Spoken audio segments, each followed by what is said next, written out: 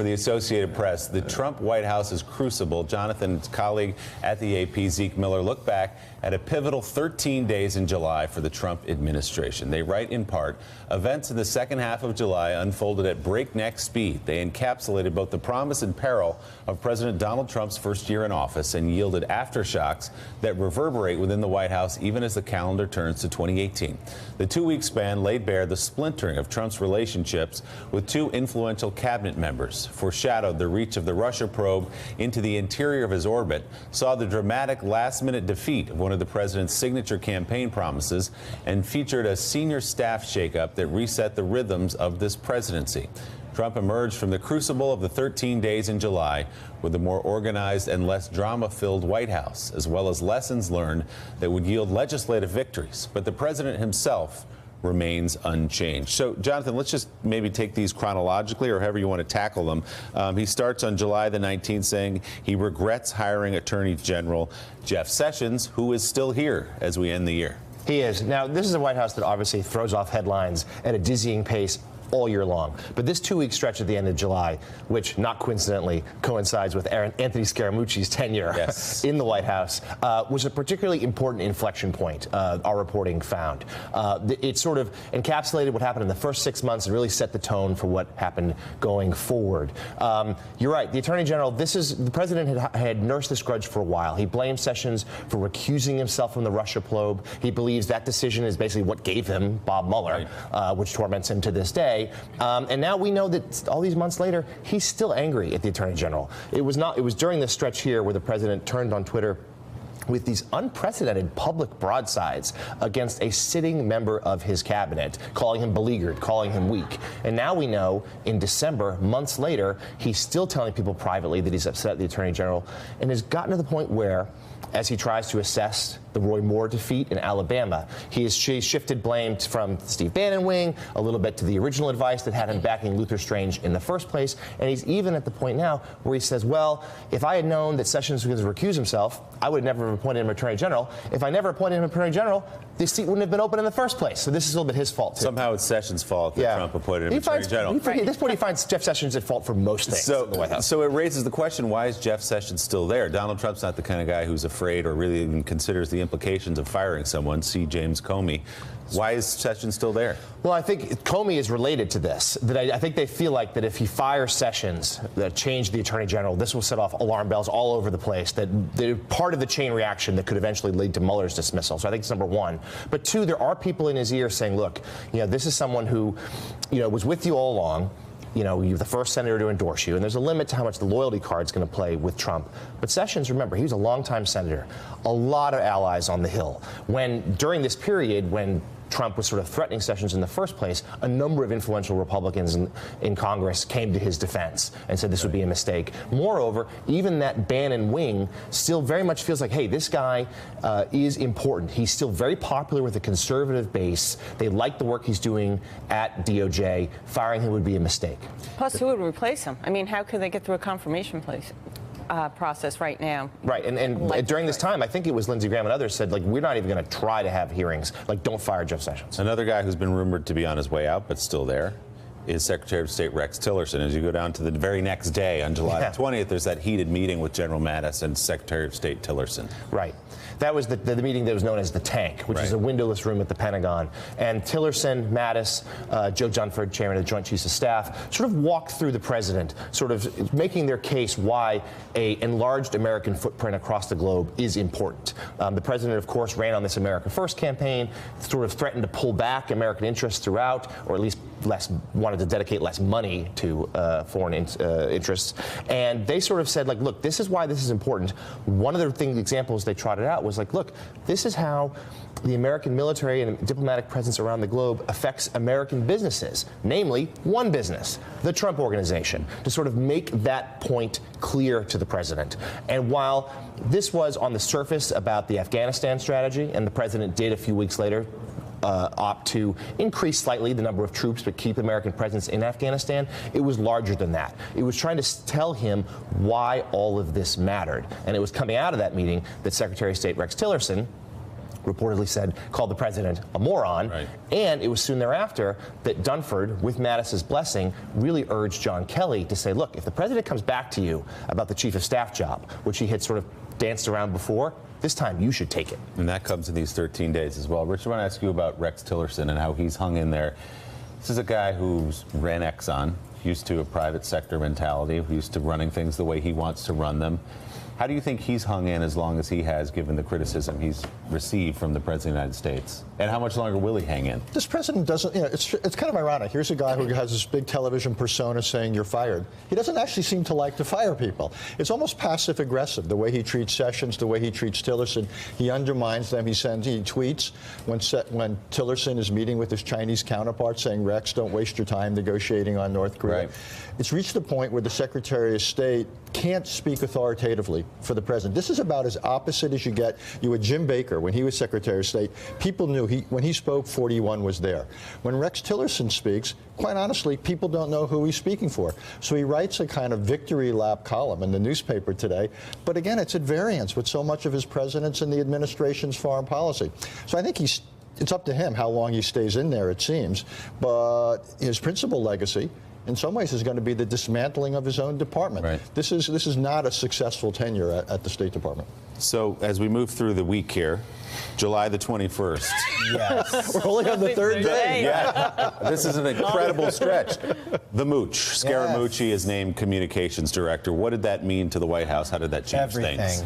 Yeah, I mean, those of us at this table and in this industry all miss the Mooch, Yes. I think. But for the White House, it was a couple of things. First of all, the Trump hired Scaramucci over Sean Spicer's objection. So this led to Spicer's departure later that very day, which sort of changed in many ways the public face of the White House.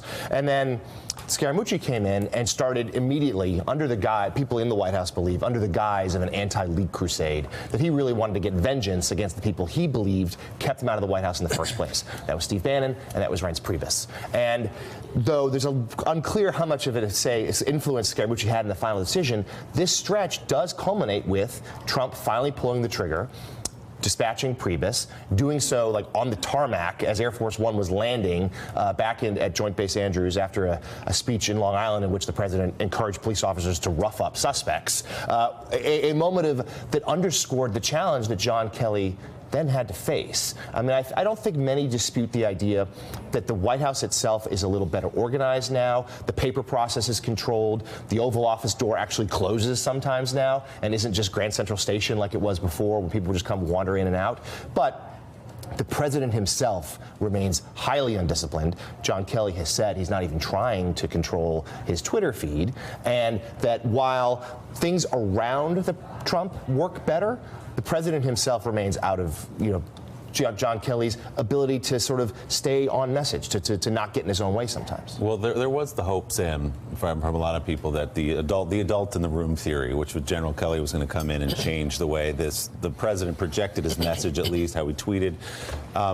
He may have controlled the traffic. He may have controlled some things, but I think it was always naive to think that someone was going to change the way Donald Trump behaved after 70 years. Yeah, I mean, is John Kelly supposed to literally wake up with Donald Trump and grab his phone? I mean, how much control can one man have over one man? It just doesn't. There's limits, right? But we would be remiss if we just, move so quickly.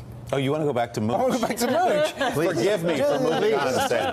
Just because I remember vividly that first press conference, and actually people were like, this guy's a kind of a genius at communications, and he's like answering questions and blowing kisses, and people were like, this is gonna work. And of course, within a couple days, it completely blew up. And if there ever is a metaphor for the Trump presidency, I feel like the Mooch is it, and I want him back.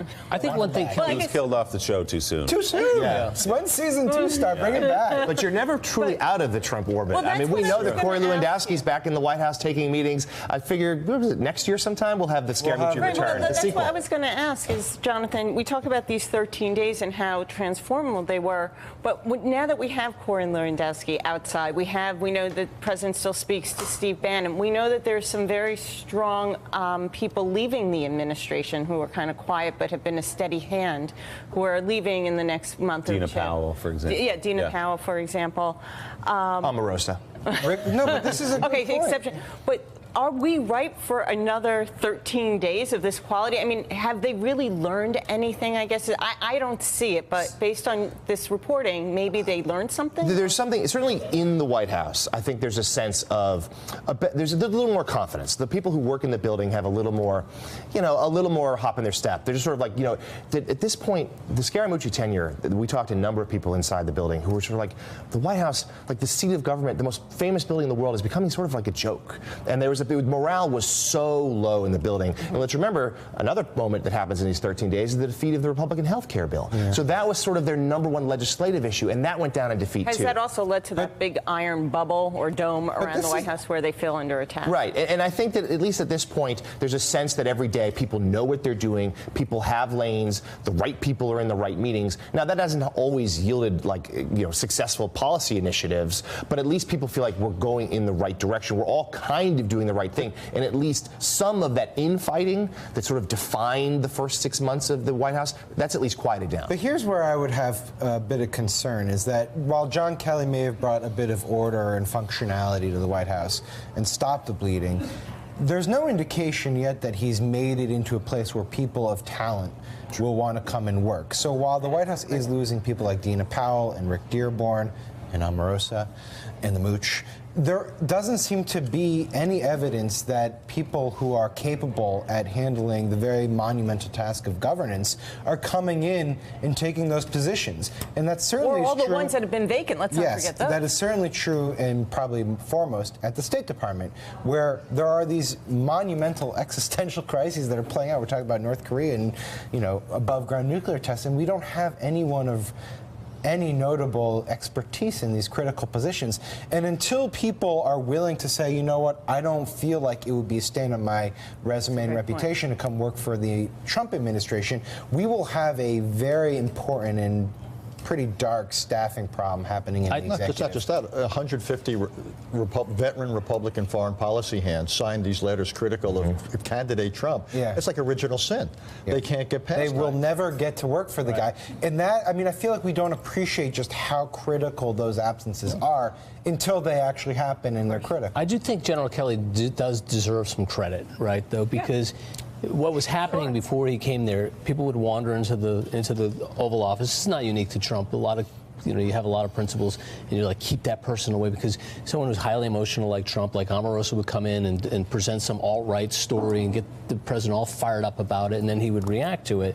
Now General Kelly says, look, we're going to go in as a team and convince the president of whatever thing. Now, that doesn't control his personal behavior, but at least the flow of information that's going to the White House, absent the news broadcasts he tends to watch, is controlled. Right. The two things that Kelly has not tried to change are the Twitter account and the Fox and Friends, right? And there's certainly been moments where the two men have clashed. The president has chafed against some of this. He has gone around Kelly to still call Steve Bannon or some of his old friends. And or through Ivanka. Yeah, sure. Find other ways around it. So still he really feels like he needs that set of outside people. That's his sounding board. And anyway, he feels like that's how he gets his pulse. Or Mar-a-Lago. Right. Or Mar-a-Lago. Yes, exactly right. But that's a really good point. And we're seeing there, even over this vacation week, where the president is not as staffed as he normally would be in the White House, where we have seen, more of the tweets, more of the attacks, for a few days back, where we have seen over Thanksgiving, where he was wandering the dining room at Mar-a-Lago, getting people's opinion on the tax bill. Like, that's still something the president is going to do, and John Kelly can't do anything about it. Bad news, guys. We're only 4 days in, 13 days, and we've got to take a commercial break. We'll talk more about this throughout the morning. Really fascinating piece from the AP. Still ahead on Morning Joe, the best and the biggest and the most. President Trump says he's signed more legislation than any other president. We'll fact check that claim. Plus, NBC's Hallie Jackson joins us live from West Palm Beach as the president winds down his working vacation. You're watching Morning Joe. We'll be right back.